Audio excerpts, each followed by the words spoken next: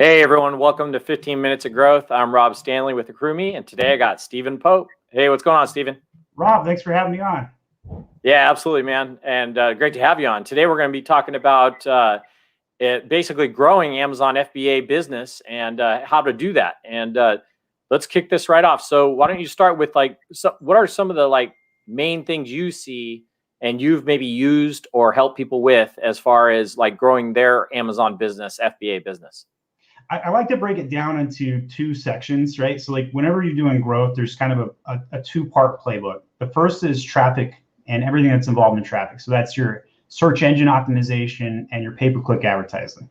It's 3 times easier to grow traffic than it is to increase your conversion rates. So most businesses need to focus more on the traffic spots than they need to focus on conversion.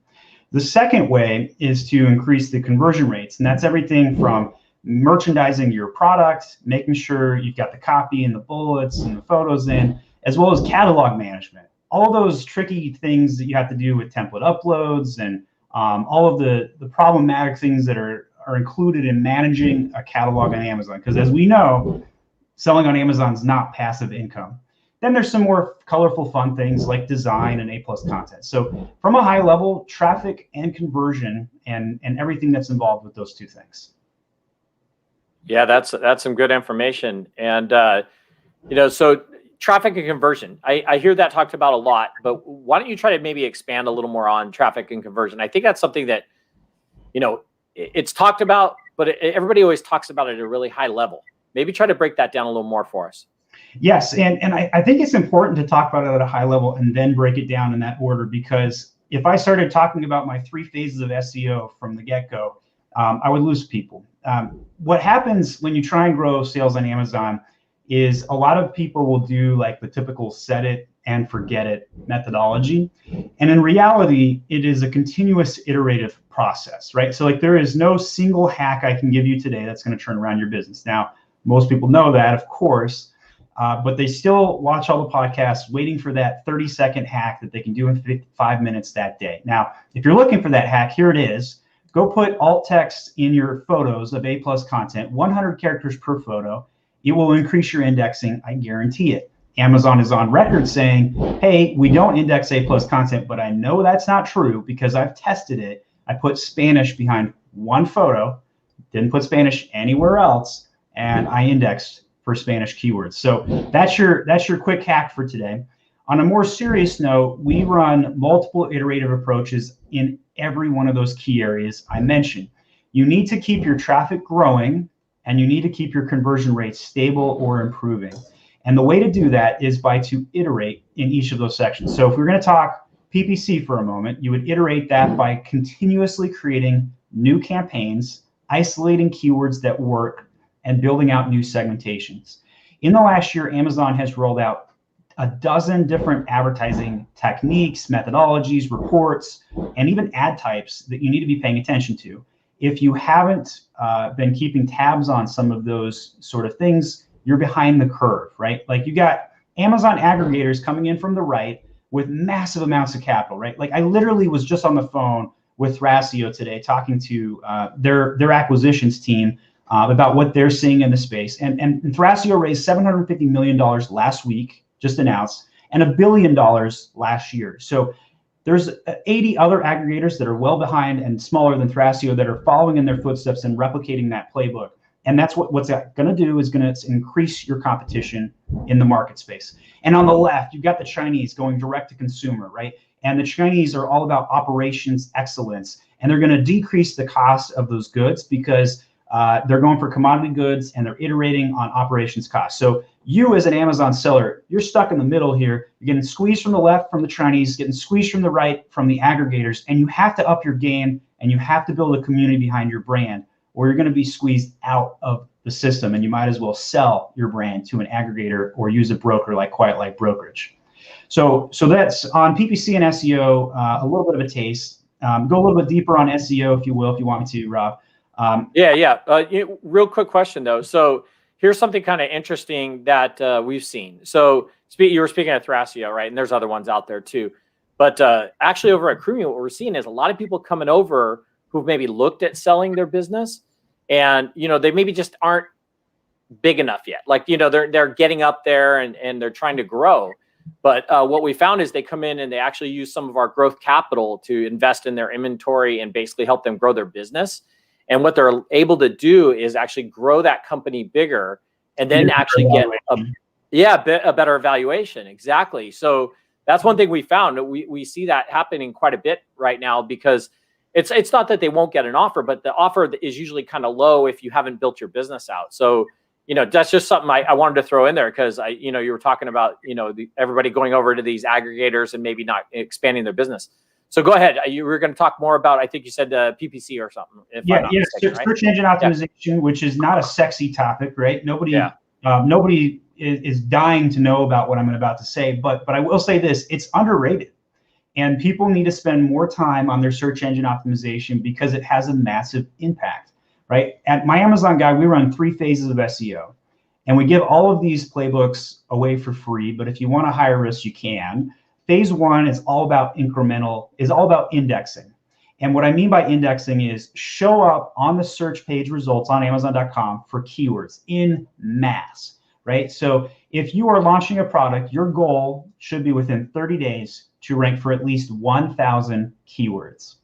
And if you look at your competitors and use a reverse ASIN tool of your choice, I'm prone to say I like Helium 10, and you look up those keywords, you can figure out very quickly which ones you should be chasing.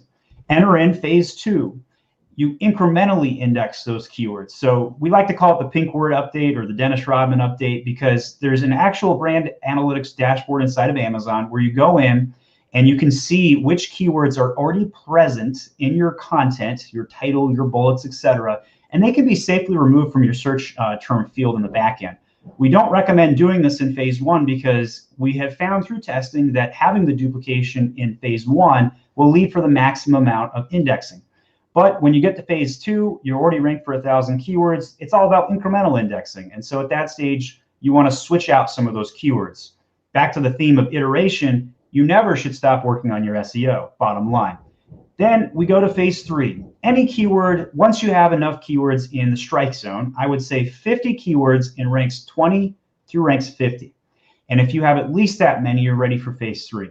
Phase 3 focuses on strike zone keywords, where you go in there and you pick up keywords that could be pushed to page 1 with specific effort. Throw out all of the best practices from phase 1 and 2 and just focus on ranking those specific keywords in phase 3. And that will allow you to get them from rank 20 through 50 to the top of the SERPs. And you're going to restructure your title, your bullets, your A+ content, and your search term fields specifically with those strike zone keywords in mind. So that's my SEO advice today, Rob. Yeah, that's good. And you know, once again, everybody who's just joining us, I got Stephen Pope from My Amazon Guy joining us, and we're talking about, you know, basically growing your Amazon business. I mean, you know, that's, you know, definitely something that everybody needs to look at.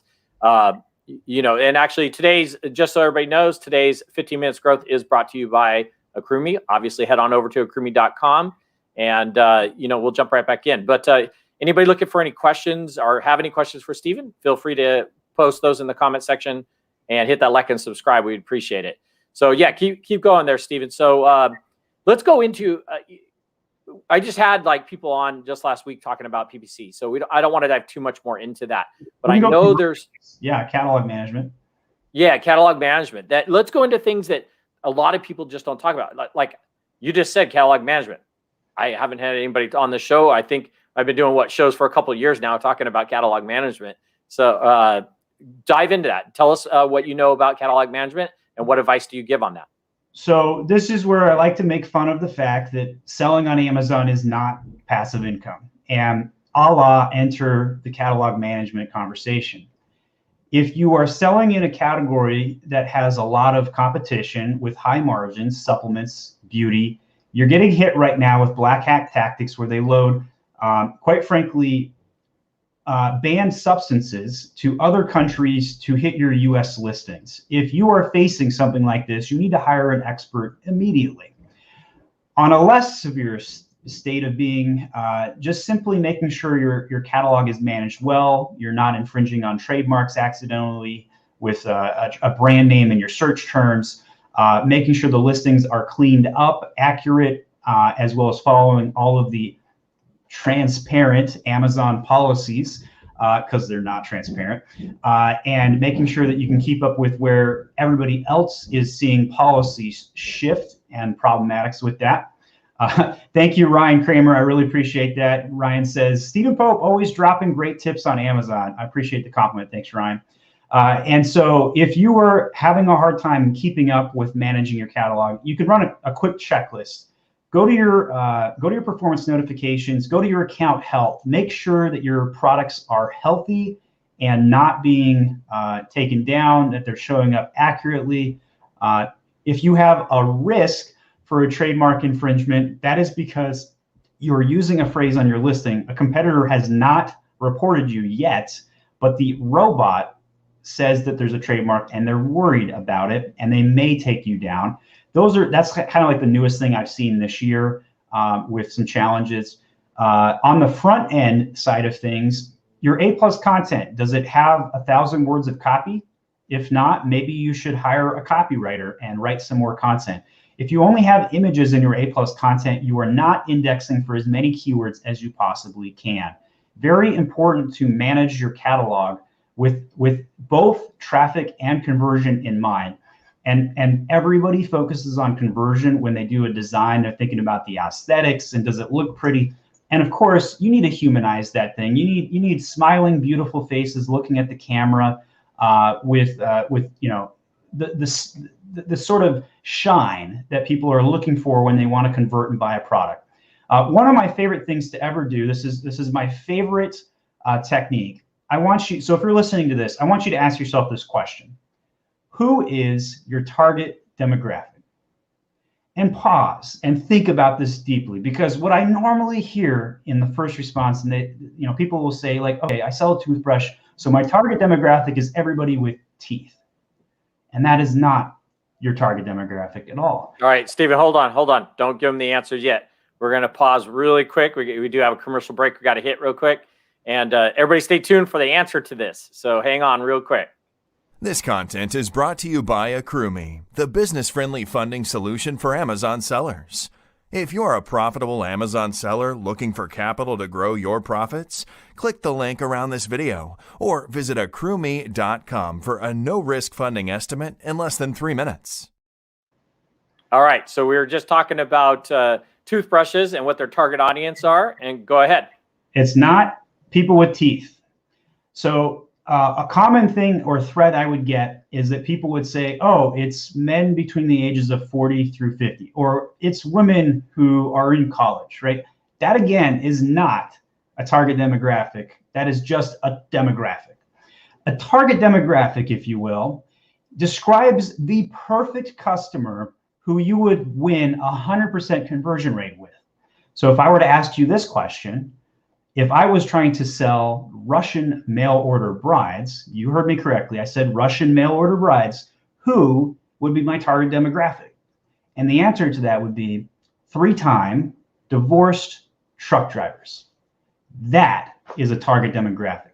If you don't have photos of your target demographic plastered on your listing, your secondary images, your A+ content, and everywhere that you market, you are missing out on building your brand. If your item is used by both kids and adults, make 2 items and split your listing with one that focuses on kids and one that focuses on adults, and remarket all of your content accordingly. There are many techniques you could run with this tip, but I suspect, Rob, we're coming up on time here. So we're getting what close. Else Actually, I have kind of a question that I've used before in the past, and it may be more of a Google type thing, because you were kind of talking about images, right? Is there any benefit to keywording those images before you upload them on Amazon? I know it used to be like when I ran my own website, we would add keywords into the actual like image name. Does that also apply when it comes to the Amazon side? It probably does not apply on the Amazon side, but the alt text behind the photo, which you now can edit post-load, it does apply. It will very much help you with indexing. Nice. That was a good one. So when it comes to indexing, then obviously they'll they'll see some of that? Or so explain that a little more. So when a customer is searching for a product, they type in a search term into the Amazon algorithm. There are 1,000 and 1,000 of iterations that can happen when somebody places the search term into the algorithm. And so the reason why you'd want to plaster keywords behind the copy, behind the photos and the alt text and the bullets and the search terms and the title is because your product is not going to index for something unless one of two things happens. Either one, you have the phrase on your listing, or two, you've converted when somebody searches that search term and then they bought from your listing. This is also a net benefit to why SEO is iterative, because once you win rankings for a keyword, you can move on and you do not have to play a lot of defense and keep those keywords in your copy. You can switch them out. And that's because the number one factor to ranking, according to the A9 update from Amazon, is organic sales. If you sell on a product keyword, you will maintain that ranking typically semi-permanently, as long as you don't go out of stock. Yeah, that's great information. So a couple quick changes for everybody before we just kind of wrap up the show here. So we actually, this will pretty much be the last 15 minutes of growth episode. Reason being, we've had so much demand, Stephen, for the podcast that we're actually going to switch the podcast to twice a week. So we're going to actually have to have you back on later, since we didn't give you really enough time to really go into deep detail here. So yeah, starting next week, everybody, check out Tuesdays and Thursdays for the podcast. We're going to have 2 times the podcast coming up because demand's been crazy. And just a hint, we're actually booked. We're booked. Yeah. We're booked up until July. 15 minutes of growth. So thank you for having me on, Rob. Yeah. No, but we'll get you on for the full podcast. We are booked up until July. We got lots of great guests coming on. And another quick change. So we actually, and hopefully this will be live after this podcast, but head on over to AccrueMe.com. Take a look. We'll have actually Stephen's contact information over there at AccrueMe.com. So you'll be able to watch this podcast that we just did, or 15 minutes of growth. And we'll actually have his contact info there, so you can check him out and get all the info about him. And Stephen, I appreciate you being on last 15 minutes of growth. And again, we'll try to get you back on for a full podcast and really dive deeper. Cheers to your future growth, Rob. Thanks. Appreciate it, Stephen. Thank you.